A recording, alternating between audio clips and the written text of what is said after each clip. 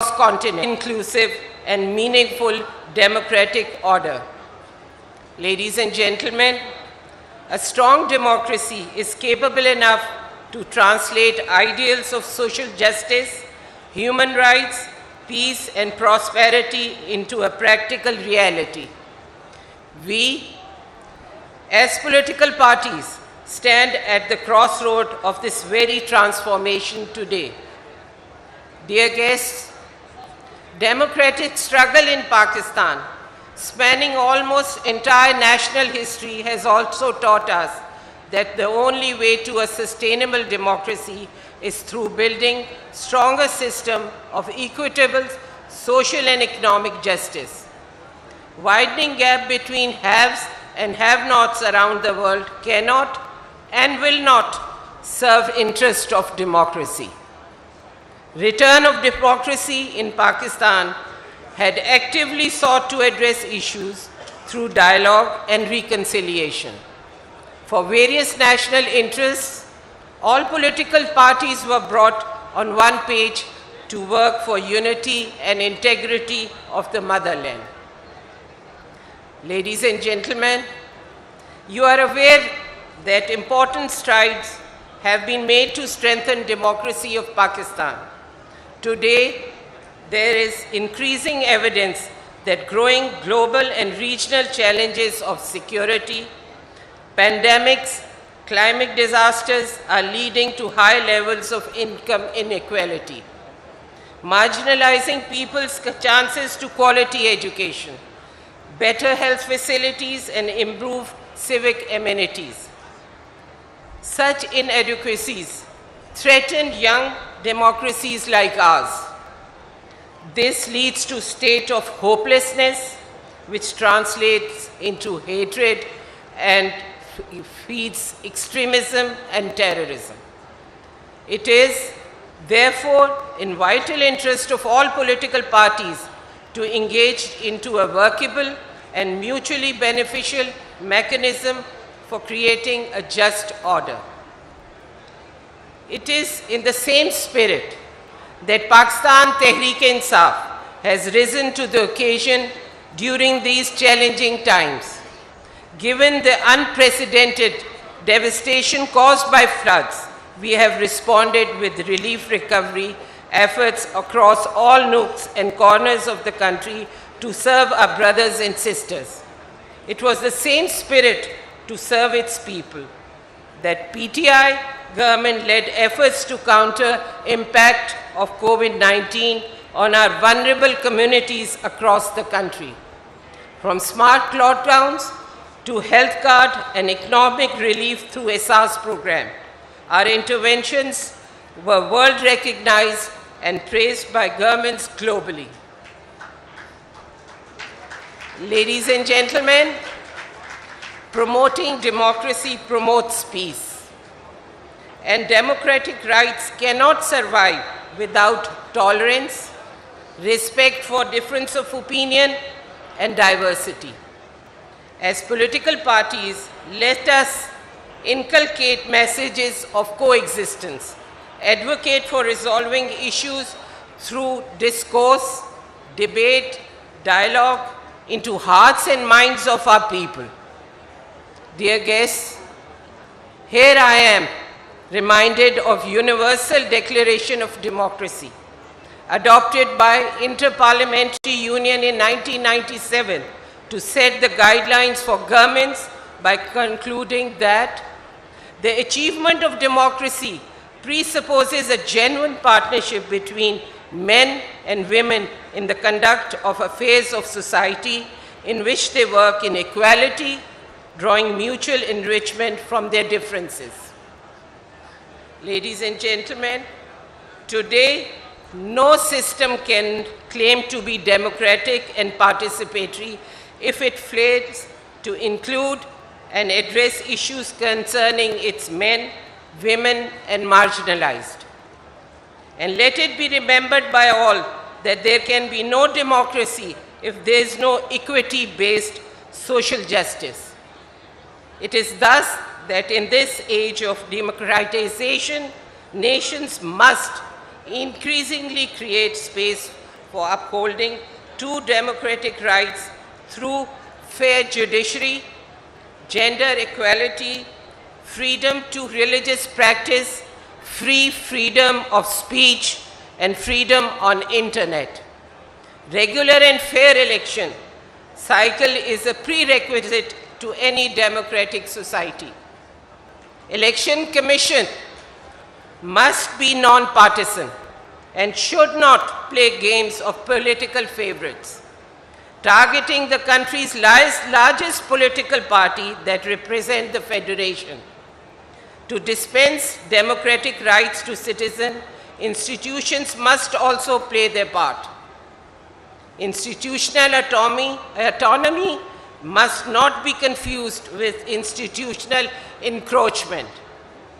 Institutions cannot exceed their mandates based on any individual power's aspirations.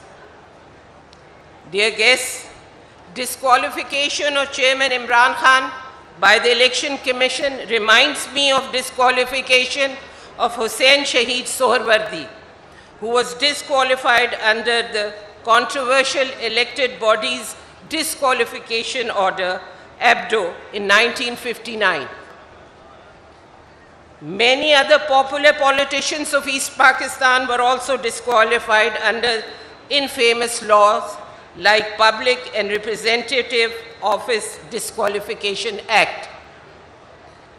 Pakistan lost many honest and great political leaders. Eventually, a political vacuum was filled by extremist second-tier leadership of former East Pakistan that led to the painful fall of Dhaka. Ladies and gentlemen, it is time for us as political parties to introspect. Political victimization must not be accepted. Institutions are being used to take out political leadership on flimsy grounds of disqualification.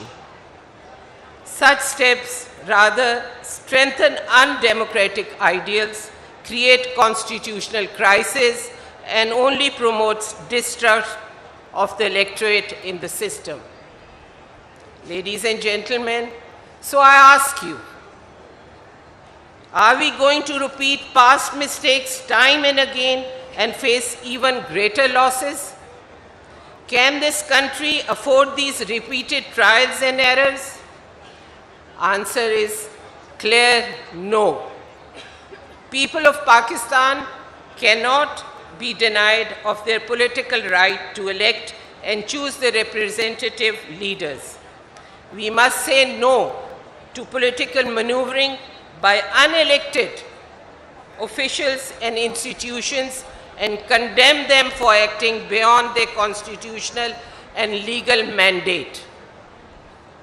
Ladies and gentlemen, to uphold the true democratic rights, laws hold the critical balance in shaping societies. Although that alone cannot bring a change in mindsets, as political parties, no matter how democratic in nature, can bring about a revolution on its own if it is not backed by a strong and committed public opinion.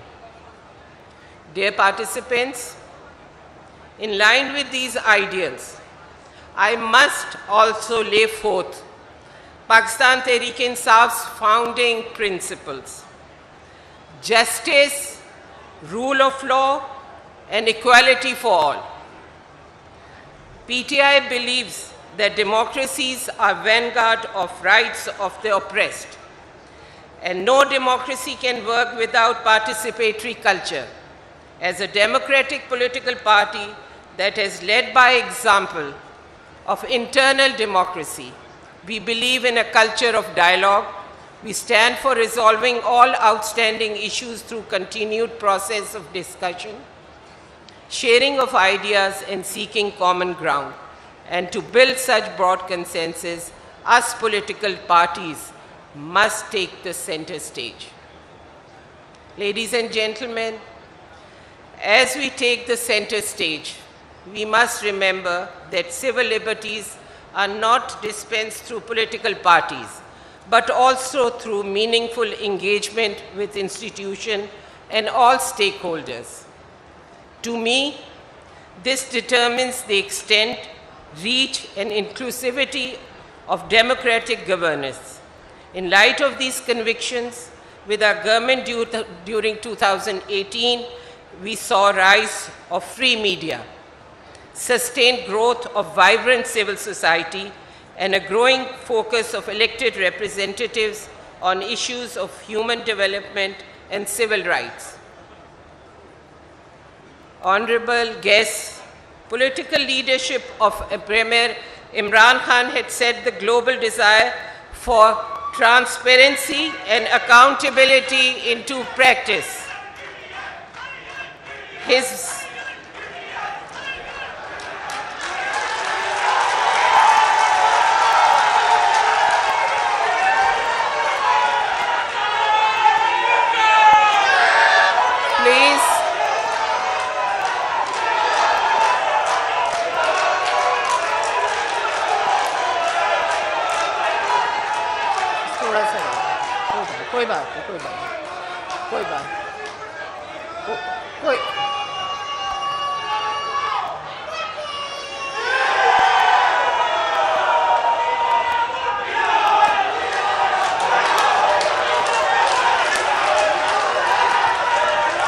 नाजरीन, मैं तो समझ रही थी कि आज हम एक दूसरे को सुनने आए हैं।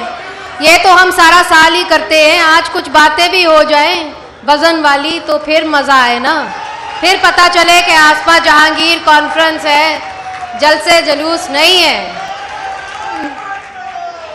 तो मैं इनको कहूँगी कि अपनी तकरीर जो है वो कंटिन्यू करें और आप कुछ सुने, आपसे भी बाद में सुनेंगे, मगर अभी आप हमें इजाज़त दीजिए ताकि हम तरीके से अपनी तकरीब को आगे बढ़ा सकें। Thank you.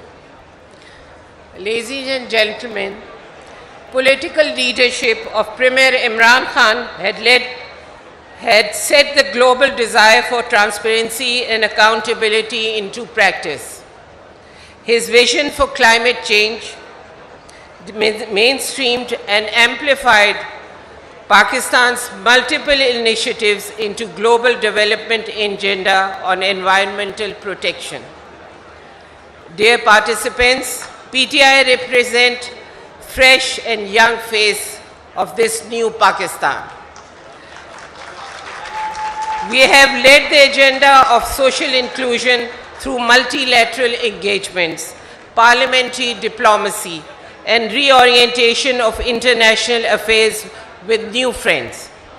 These relations have been based on respect of each other's sovereignty, non-interference in internal affairs, mutual trust and confidence. As a political party, we believe that the principle of non-interference in politics and internal matters of any sovereign state is the central piece of our democratic ideals and must be respected. Ladies and gentlemen, we live in testing times.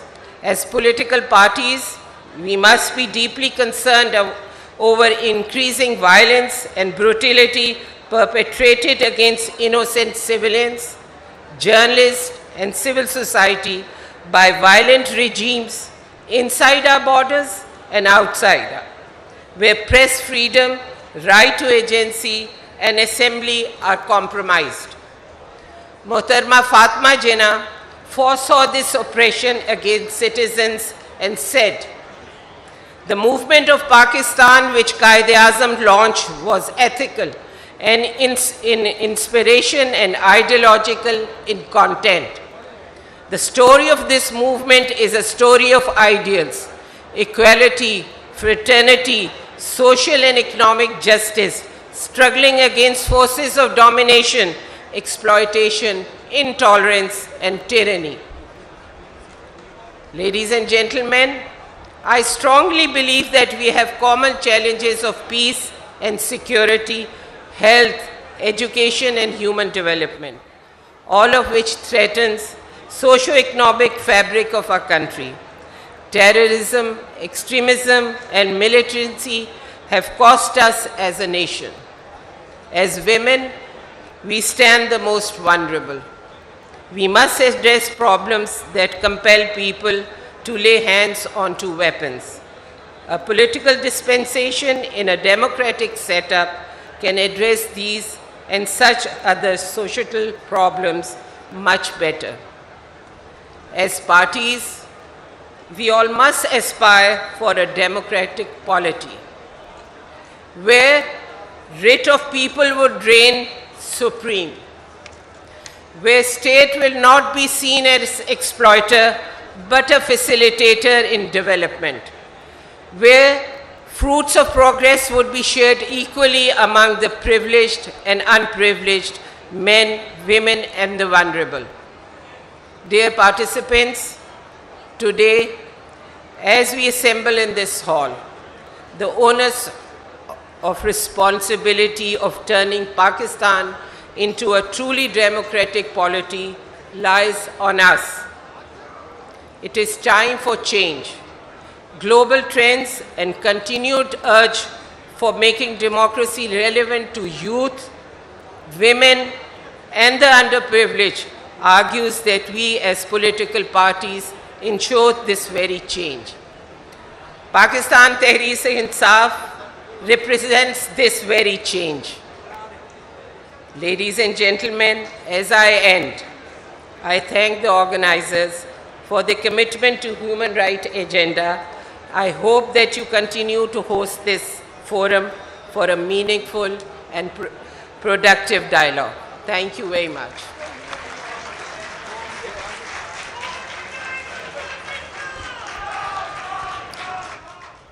बहुत बहुत शुक्रिया मुनज़्ज़ा हसन साहिबा।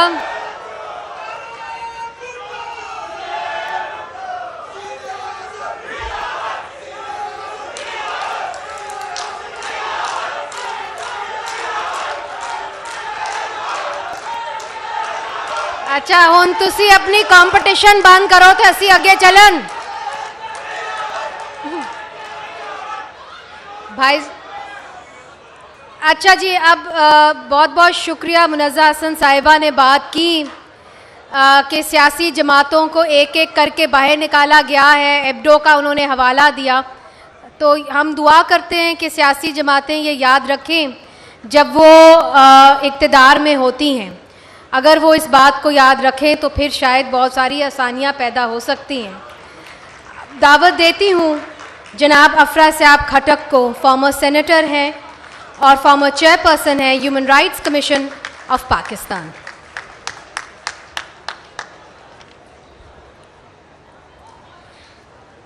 Stage पर मौजूद मोअज़्ज़ज़ रहबरान किराम, हाल में मौजूद बहुत अजीज़ साथियों, दोस्तों, आप सबका खैर मकदम है। 2 दिन की आसमा जहांगीर कॉन्फ्रेंस में हमने देखा कि कैसे पाकिस्तान के मजलूम और महकूम लोगों ने अपने दिल खोले। आपने देखा कि वो गहरे ज़ख्म जो उनके दिलों में मौजूद हैं, कैसे वो ज़ख्म उभरे और कैसे आपने देखा कि हाल में सुनने वालों ने उनका साथ दिया और उनकी बातों को हिमायत की। हमने देखा कि ख़वातीन के हुकूक़ की बात कही गई, मज़दूरों के हकूक़ की बात कही गई, महकूम अक़वाम के हकूक़ की बात की गई, मजहबी अक़लियतों के हकूक़ पर बात हुई। और ये एक तरह से जनूबी एशिया की सबसे बड़ी ह्यूमन राइट्स कॉन्फ्रेंस लाहौर में दायर हो गई है। ये बहुत बड़ी बात है और ये हमारी लीडर आसमा जहांगीर, जिनकी याद में ये कॉन्फ्रेंस, चौथी कॉन्फ्रेंस हो रही है, ये उनकी रूह को खराज अक़ीदत है। यहाँ पे आपने देखा कि सबसे ज़्यादा बातें जो तल्ख़ महसूस हुई वो किन मौज़ूआत पे थी। इनमें से एक मौजू है बलूचिस्तान। आपने देखा मिसिंग पर्सन्स और बलूचिस्तान।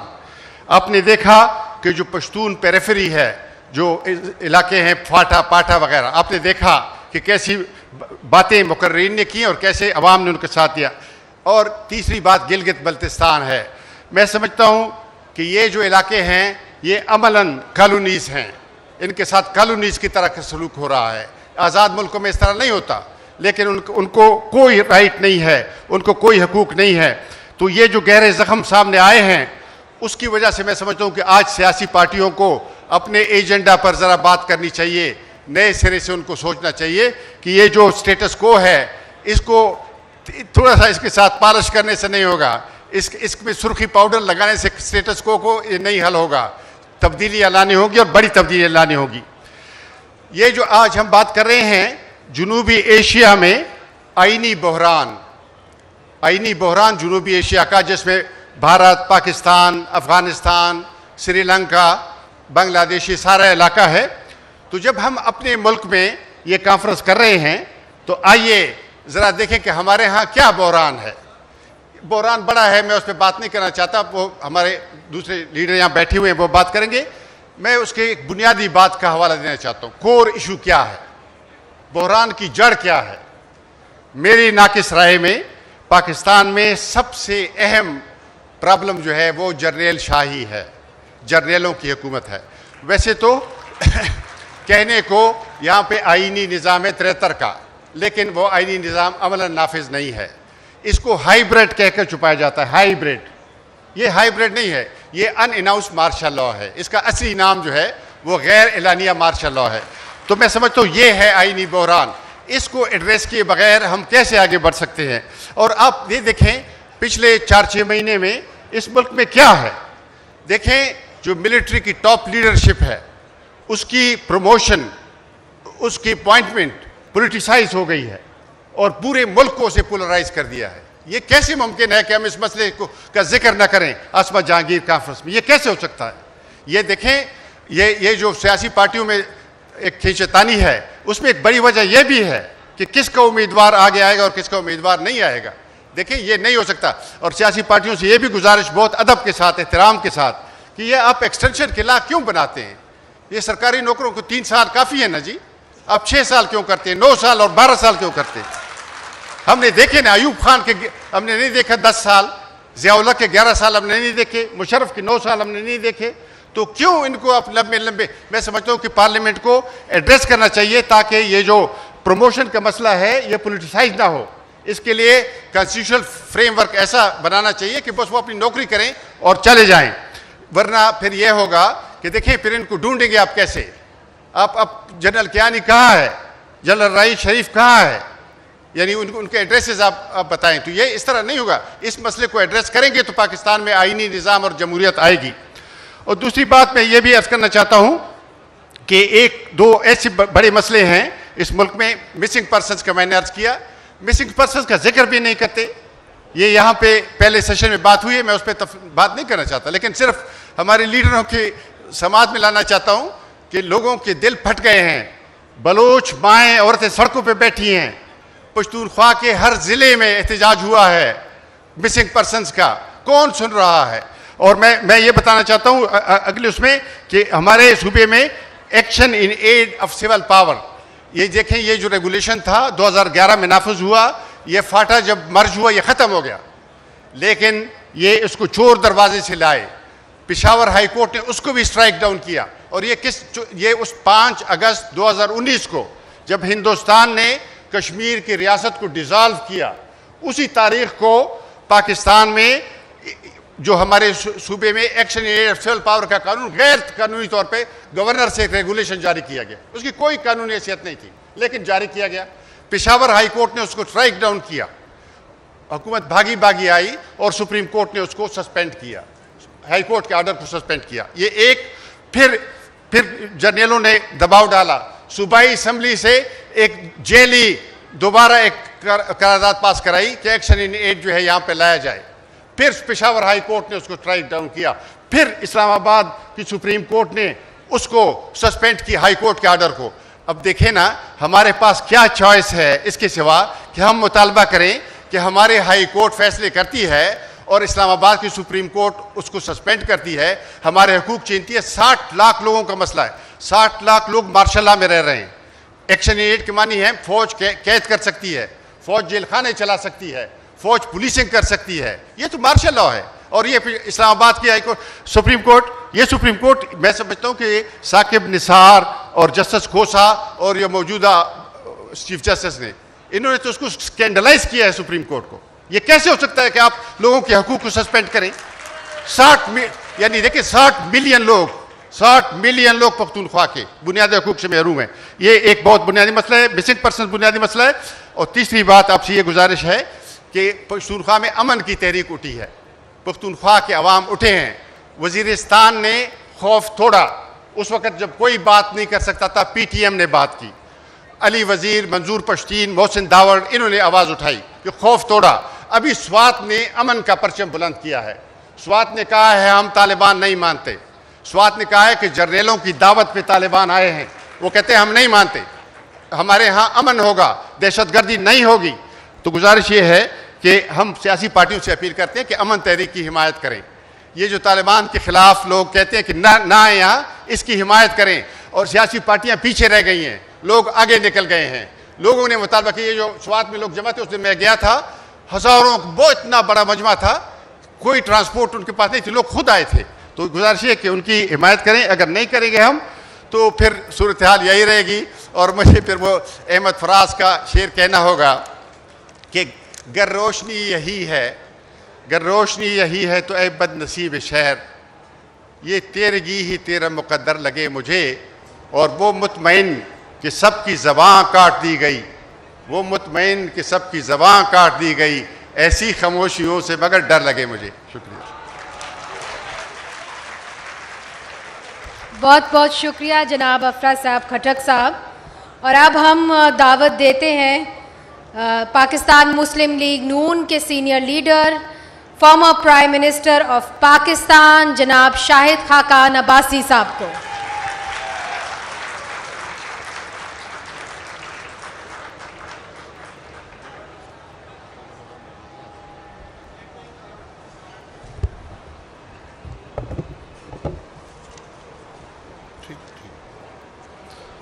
बिस्मिल्लाहिर्रहमानिर्रहीम।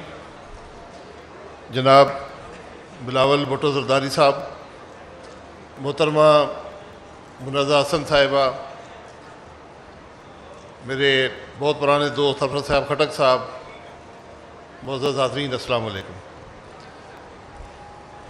आज ये इख्तितामी सेशन है आसमा जहांगीर फाउंडेशन के इस प्रोग्राम का, और ये फोरम है जहाँ पर हमें हर साल वो बातें कहने का मौका मिलता है जो हम शायद कहीं और नहीं कर सकते।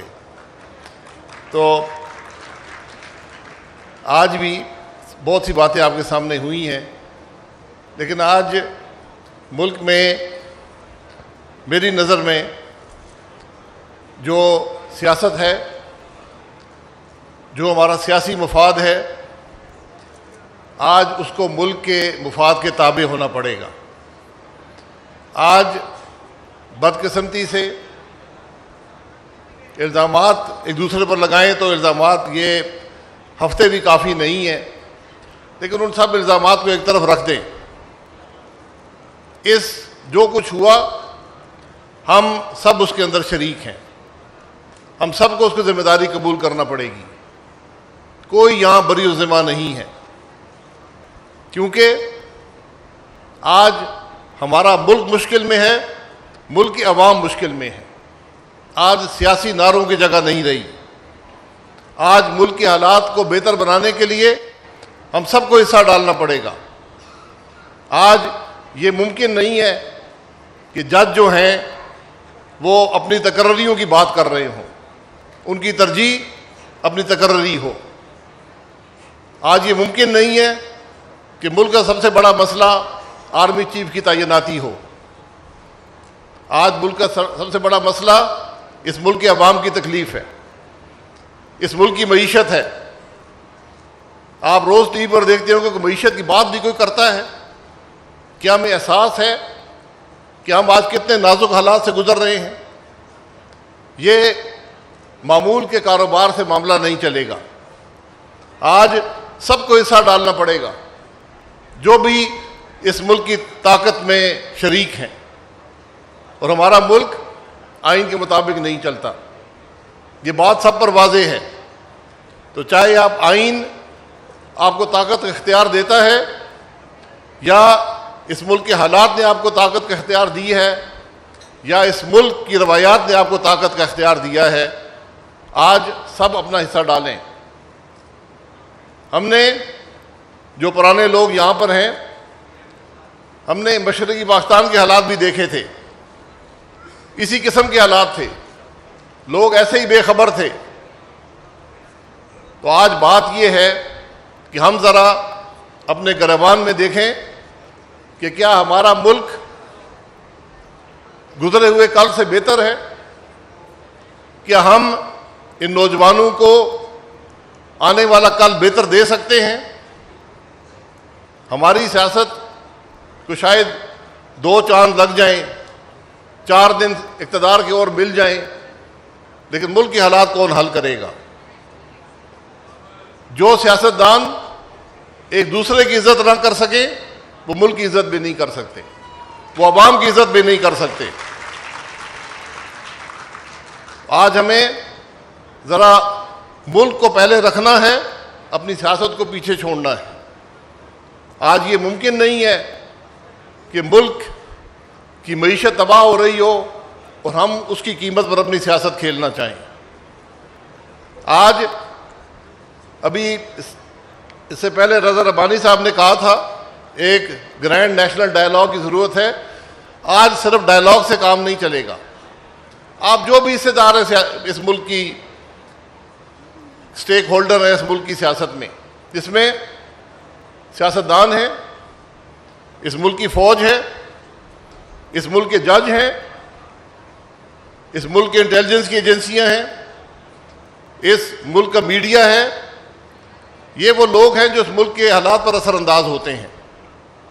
क्या इन सब में ये सकत है, ये सोच है कि अपने नाक से आगे देख सकें, अपने मामलात से आगे देख सकें, अपने मुफाद से आगे देख सकें?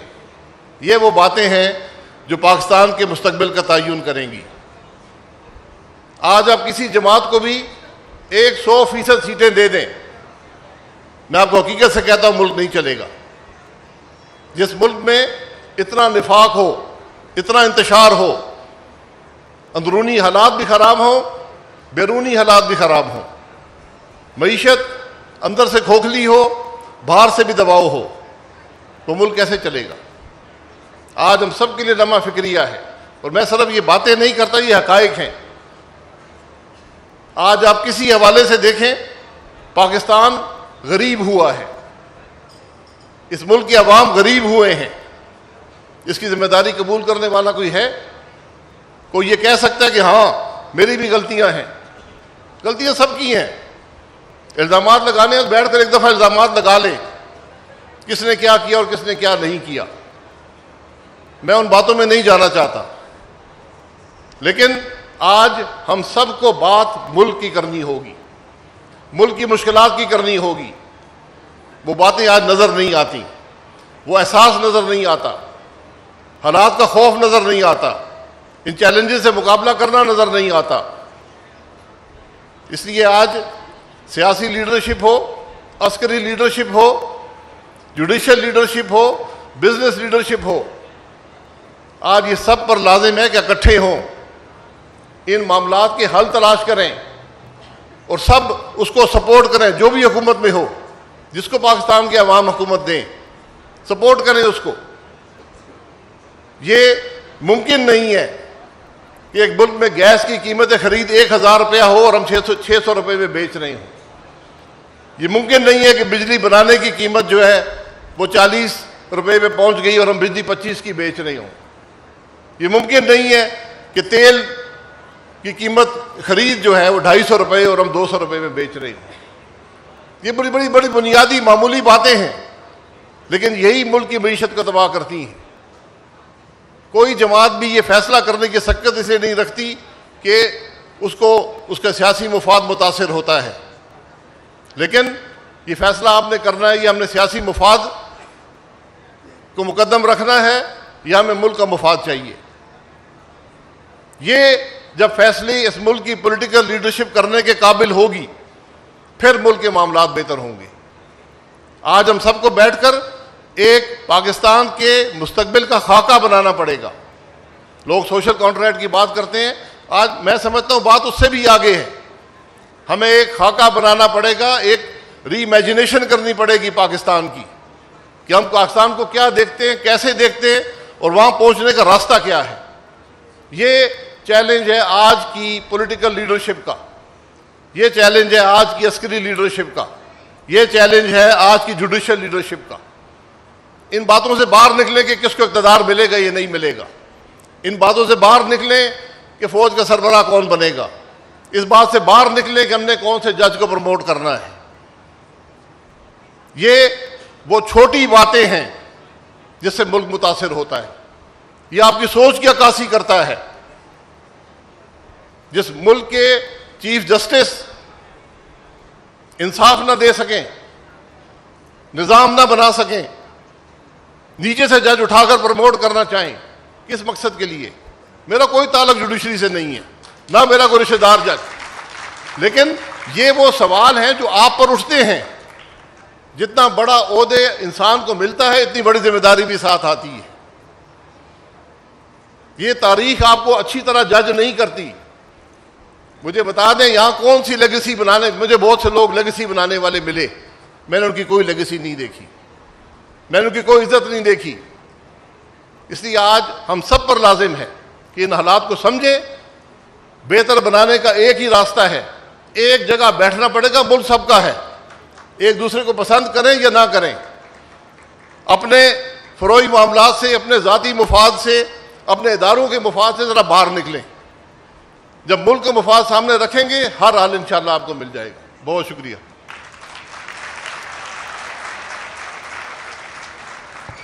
बहुत बहुत शुक्रिया जनाब शाहिद खाकान अब्बासी साहब। आप यहाँ पे हर साल आते हैं, हमारे हौसला अफजाई करते हैं, मगर शायद ये बोलने का मौका फिर से ना मिले। मगर पिछली कॉन्फ्रेंस के बाद हमारे ऊपर बड़ा प्रेशर था। हमें कहा गया कि ये कॉन्फ्रेंस आप क्यों करते हैं, मगर मैं समझती हूँ कि हम इसलिए करते हैं कि आसमा जहांगीर की एक कमिटमेंट थी, और वो ये कमिटमेंट थी कि चाहे बात कितनी भी तल्ख हो, लोगों को आपस में मिलके अपने इंसानी हकूक़ पर बात करने की इजाज़त होनी चाहिए। और ये स्पेस हमने बड़े जद्दोजहद से खुली रखी है। इसके अंदर हमारा साथ दिया है सबसे ज़्यादा लाहौर की ऑडियंस ने। मैं आपका शुक्रिया अदा करती हूँ कि कैसे आप हर सेशन के अंदर आए, और हमारे हॉल इतने भरे हुए थे कि अवारी होटल की कुर्सियाँ कम हो गई। मैं शुक्रिया अदा करती हूँ हमारे मॉडरेटर्स का, सरूप एजाज साहब का, समीना अहमद साहिबा का, अफरा साहब खटक साहब का, और सबसे ज़्यादा उन इंसानी हकूक़ के कारकुनान का जो मुल्क के मुख्तलिफ दीगर इलाक़ों से यहाँ पे आते हैं, उन ख़वातीन वकला का जो खुशदार से, गिलगित से पहली दफ़ा यहाँ पे आती हैं और एक दूसरे से मिल के यहाँ पे रूल ऑफ लॉ और इंसानी हकूक़ के बारे में बात करती हैं। And last but not least, उन सियासतदानों का भी जिनके ऊपर हम रोज़ तनकीद करते हैं, मगर वो बड़े हौसले से हमारी तनकीद को सुनते हैं, बर्दाश्त करते हैं, और फिर इसी स्टेज पे आ जाते हैं हम जैसे लोगों से भी बात करने के लिए। हम समझते हैं हमारे सियासतदानों ने बहुत सहा है और हम उनकी रिस्पेक्ट करते हैं। हम चाहते हैं कि वही हमारे मुल्क के फ़ैसले करें, ना कि ये फ़ैसले करने का इख्तियार वो किसी और को दे दें। और इसी के लिए मेरी वालदा ने इन्हीं सड़कों के ऊपर मार खाई, टेयर गैस खाई, और इधर ही इसी मुल्क में रह के जद्दोजहद करती रहीं। और शायद इसीलिए आप लोग इसी जज्बे के साथ हर साल जो है उनकी याद में यहाँ पे लोगों के साथ इन इश्यूज़ के ऊपर बात करने आते हैं। तो now without any more delay I introduce to you Pakistan के वज़ीर ख़ारजा, चेयरमैन पाकिस्तान पीपल्स पार्टी बिलावल भुट्टो जरदारी।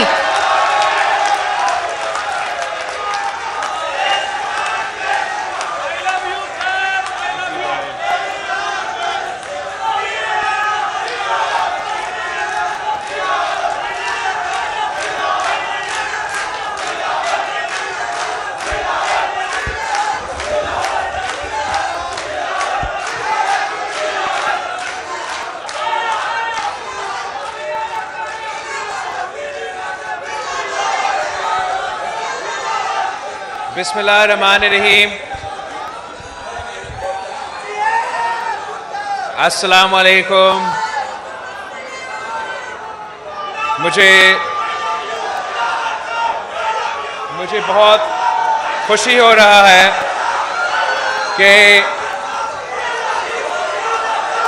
मुझे आसमा जहांगीर कॉन्फ्रेंस का क्लोजिंग सेरेमनी से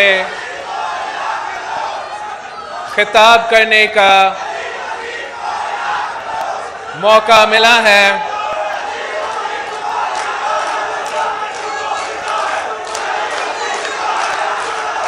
हम आपके बहुत शुक्रगुजार हैं, मगर मेरे ख्याल में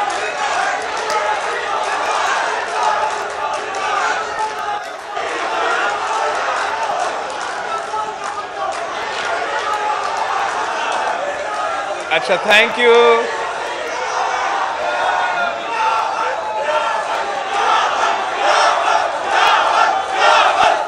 बहुत शुक्रिया, थैंक यू, थैंक यू।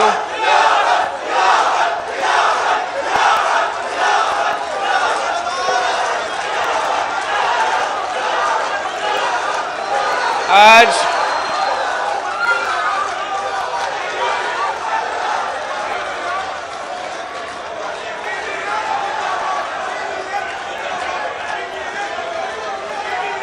हमें आसमा जहांगीर साहिबा की याद में आसमा जहांगीर कॉन्फ्रेंस की चौथा साल का जो ये सिलसिला चल रहा है,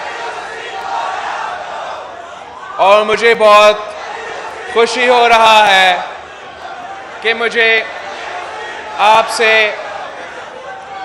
बात करने का ये मौका मिल रहा है। भाइयों, आप वहां जाके एहतजाज करें जो उनको रहा कर सकते हैं। अब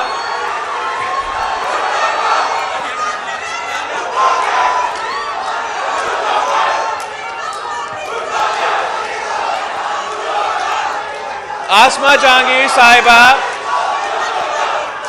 ना सिर्फ पाकिस्तान के लिए, पाकिस्तान की तरक्की पसंद सियासी कारकुनों के लिए, इंसानी हकूक के कारकुनों के लिए, तरक्की पसंद वकला के लिए एक रोल मॉडल थी, मगर मेरे लिए भी एक रोल मॉडल होती थी। और अक्सर हमारा ना सिर्फ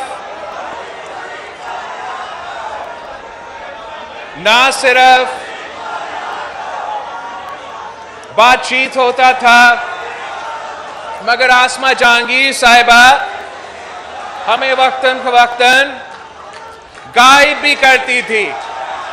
और मैं सोच रहा हूं कि आज अगर पाकिस्तान का वजीर खारजा बनकर मैं आसमा जहांगीर साहिबा से आज मिल रहा होता तो वो क्या कहती?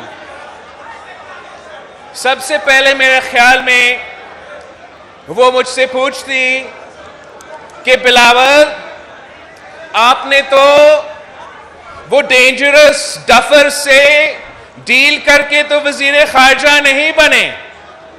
तो मैं खुशी से आसमा जहांगीर साहिबा को यकीन दिला सकता कि ऐसा बिल्कुल नहीं है। और जहां पाकिस्तान की सियासी तारीख में बहुत से अप्स एंड डाउन्स हुए हैं, और आज अगर हम इस कॉन्फ्रेंस के पार्टिसिपेंट्स की तकरीरें से सुने या वैसे पाकिस्तान का सूरत हाल का जायजा ले, तो शायद इस कंक्लूजन पे हम पहुंचते कि सब अच्छा नहीं है, और जहां बिल्कुल हम मानते हैं कि सब अच्छा नहीं है, साथ साथ मैं समझता हूं कि बहुत ही जरूरी है कि जहां जहां जमहूरी कुव्वतें ने प्रोग्रेस किया है, जहां पार्लियामान और इदारे ने प्रोग्रेस किया है, उस प्रोग्रेस को हमें नोट करना चाहिए, अप्रिशिएट करना चाहिए, और बिल्कुल फिर आगे बढ़ते हुए जो है बेहतरी के लिए, बेहतरी का गुंजाइश हमेशा रहता है और बेहतरी की तरफ काम करना चाहिए। सबसे पहले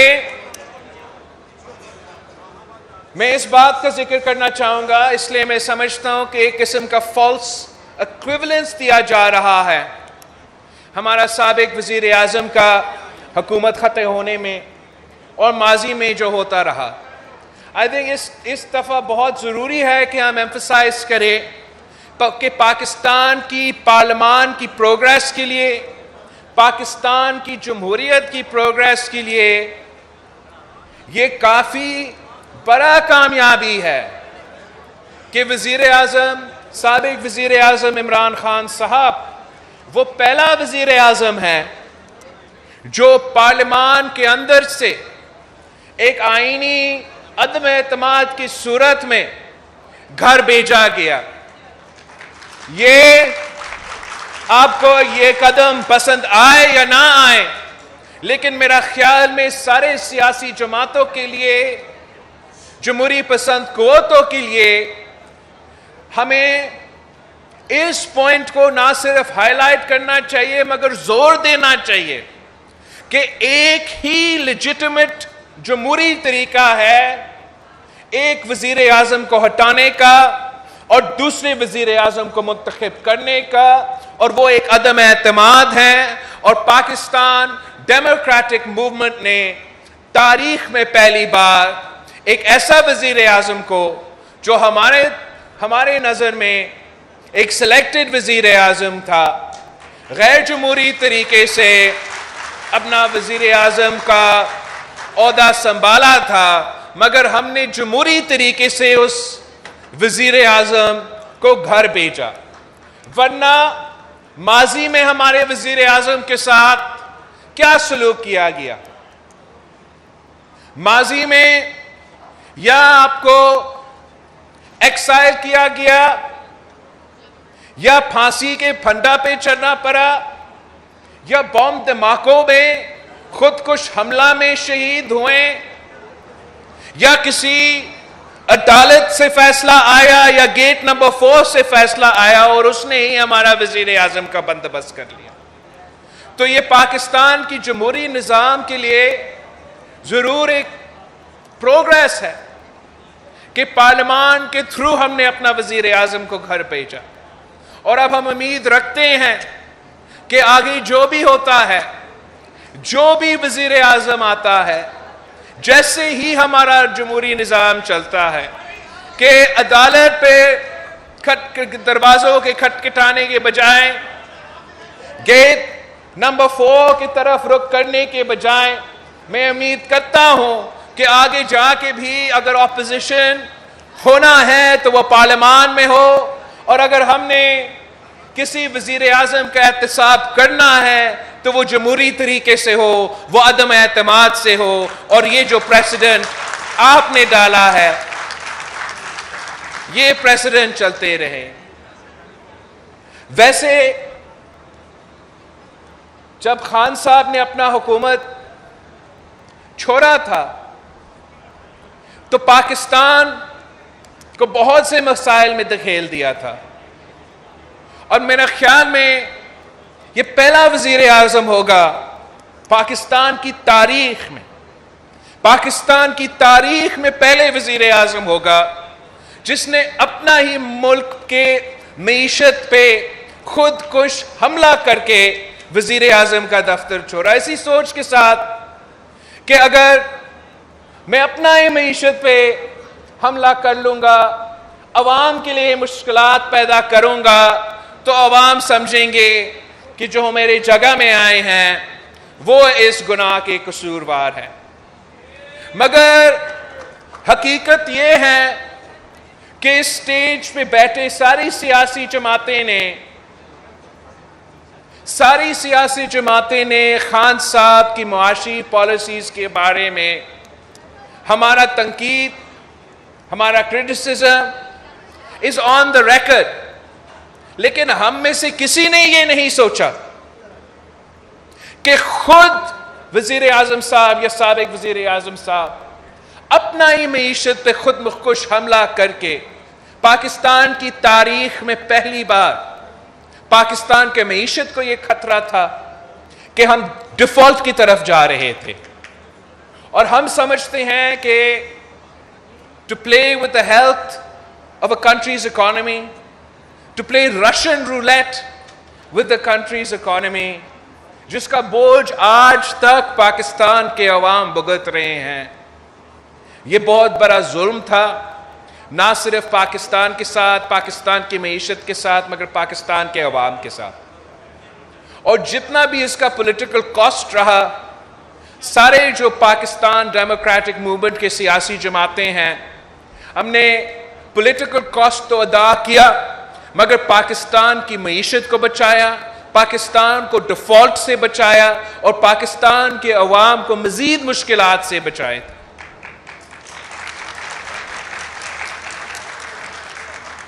लेकिन जैसे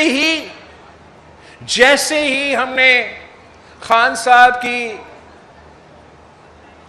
खुदकुश हमला से, डिफॉल्ट का खतरा से पाकिस्तान को बचा दिया, तो एक कुदरती आफत की सूरत में तारीखी मॉनसून्स और तारीखी सैलाब ने पाकिस्तान के अवाम को एक और इम्तिहान में डाल दिया। ये पाकिस्तान की रिकॉर्डेड हिस्ट्री में सबसे बड़े मॉनसून्स थे, सबसे बड़ा सैलाब था, और एक क्लाइमेट कैटास्ट्रफी है the likes of which we have never seen in our history. Gilgit Baltistan से लेके जनूबी पख्तूनख्वा तक, जनूबी पख्तूनख्वा से लेके जनूबी पंजाब तक, जनूबी पंजाब से लेके पूरा का पूरा बलोचिस्तान से लेके पूरा सूबा सिंध, इस तारीखी मॉनसून्स और तारीखी सैलाब से मुतासिर हुए हैं, आज तक मुतासिर हैं। कैमरास तो चले गए हैं, सोशल मीडिया का वायरल वीडियोस अब नहीं बनते, लेकिन इस वक्त तक हमारे बहनों और भाइयों सैलाब से मुतासिर हुए हैं। जहां से पानी निकला है वहां भी सैलाब के मुतासरीन मुश्किल में हैं, और आज तक बलोचिस्तान और सिंध का कुछ इलाके ऐसे हैं जो आज तक पानी के नीचे हैं और सैलाब से मुतासिर है। 33 million is such a big number, I find it hard to quantify. अगर आप ये सोचें कि सैलाब से 33 million people have been affected, इसका मतलब ये है कि 7 में से 1 पाकिस्तानी सैलाब से मुतासिर हुए हैं। As far as our land mass is concerned, कि सरजमीन जितना मुतासिर हुआ है, तो that's 1/3 of Pakistan has been affected by the floods. That is more than the land mass of the United Kingdom. That is more than the population of Australia, of New Zealand. It is 95% the population of Canada.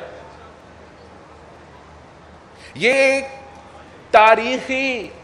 तारीखी कुदरती आफत है, और अफसोस के साथ कहना पड़ रहा है कि जो सबसे मेन इश्यू होना चाहिए, हमारा सियासत का सबसे मेन इश्यू होना चाहिए, हमारा मीडिया के लिए सबसे मेन इश्यू होना चाहिए, हम सब के लिए ये सैलाब और सैलाब के मुतासरीन should be the number 1 priority.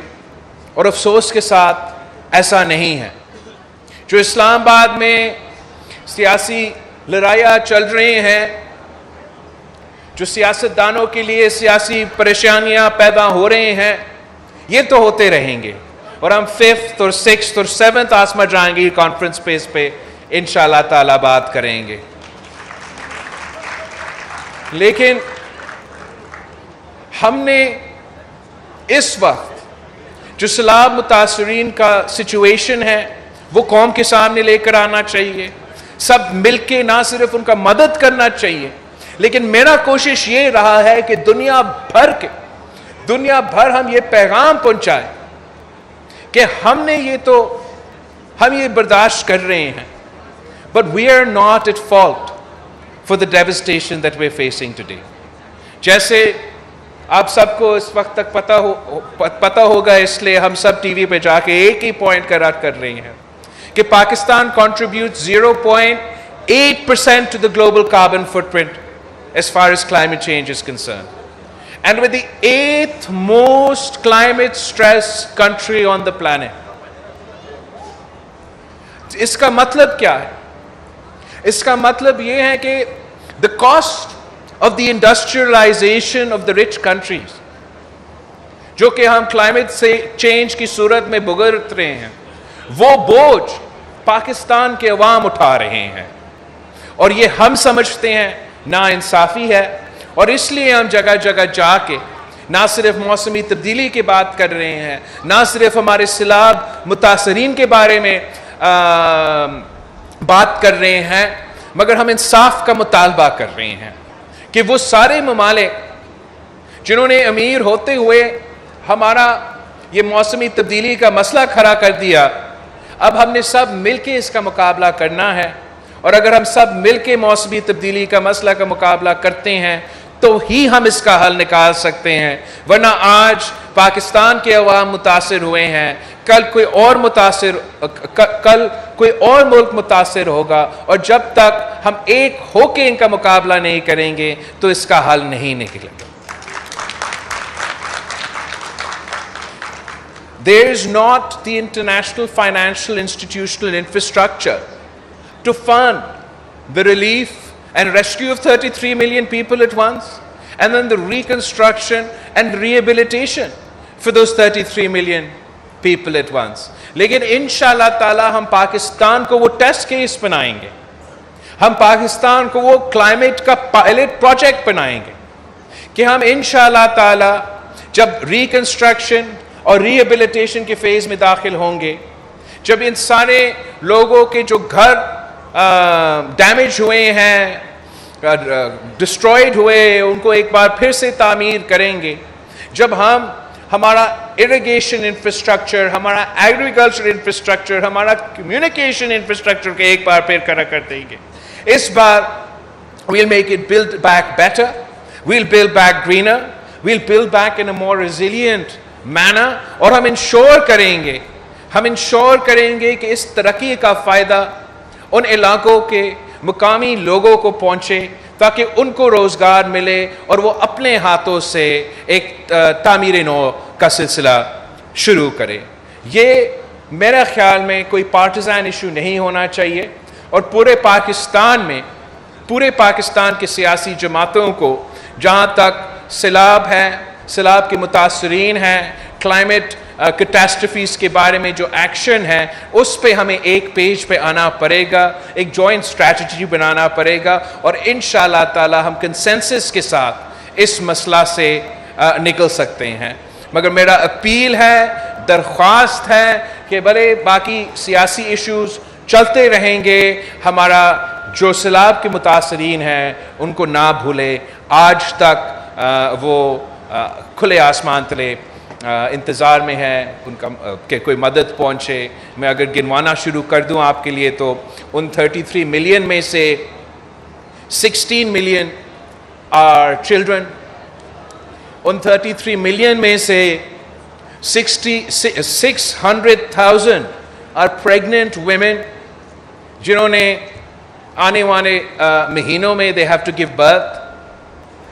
And 33 million people are not only facing the consequences of the floods and the lives and the damage to property, मगर waterborne diseases की वजह से एक health crisis का खतरा है। health crisis के साथ साथ जहाँ हमारा खरा फसल को ये सैलाब की वजह से जो नुकसान हुआ है, मॉनसून्स की वजह से नुकसान हुआ है, ज़राए मईशत को इतना नुकसान हुआ, आई थिंक इट्स 4.3 और 5 million acres of standing crop was destroyed. तो ये पाकिस्तान का पूरा मईशत पे असर करता है और फिर हमारा मुआशी मुश्किलात पे होंगे। तो एक के बाद एक इतना बड़ा पैमाने पे एक कैटास्ट्रफी है, और मैं समझता हूँ कि अगर ये कहीं भी होता तो उस मुल्क के लिए, उस मुल्क के अवाम के लिए एक ही नेशनल इशू होता कि हम कैसे अपने मुतासिर भाई बहनों को मदद करें। तो इस कॉज के लिए हम सब, आप सबका साथ चाहते हैं, आप सबका मदद चाहते हैं, और उम्मीद करते हैं कि इंशाअल्लाह ताला आपकी मदद के साथ हम इस मुश्किल से निकल सकेंगे इंशाअल्लाह। जहाँ तक पाकिस्तान का जमहूरी सफ़र है,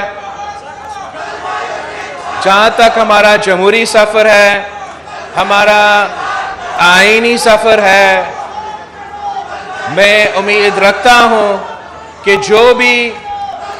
जो भी आसमा जहांगीर कॉन्फ्रेंस में हिस्सा ले रहे हैं, हम सब मिलके एक यूनिटी ऑफ पर्पस के साथ पाकिस्तान में ना सिर्फ जमहूरियत का दिफा करेंगे, पाकिस्तान का पार्लिमानी निज़ाम का दिफा करेंगे, मगर इंश्योर करेंगे कि आगे जाके हम अपना नया नस्ल को इंतहा पसंदी से बचा सकेंगे।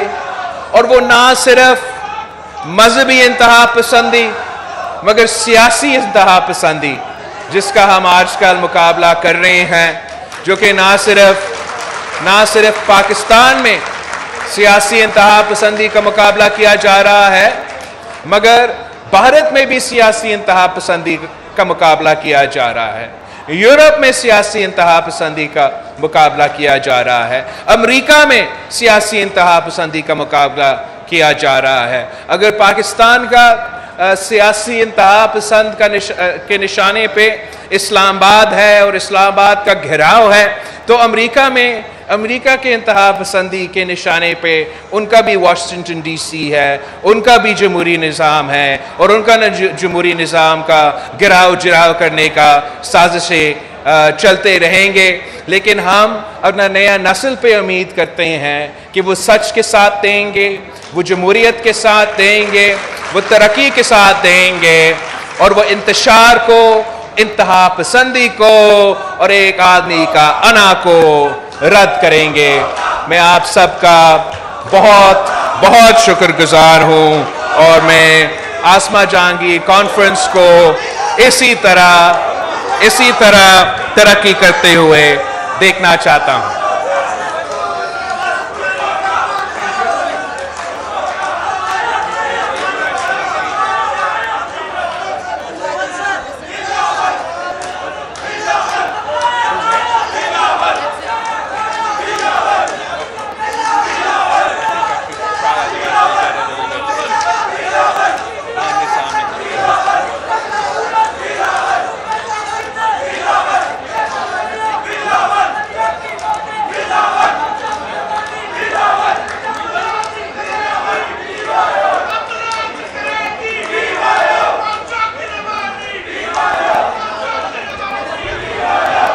बहुत बहुत शुक्रिया for the rest of us. This conference is now closed. Thank you so much for joining us, AJ Conf 2022.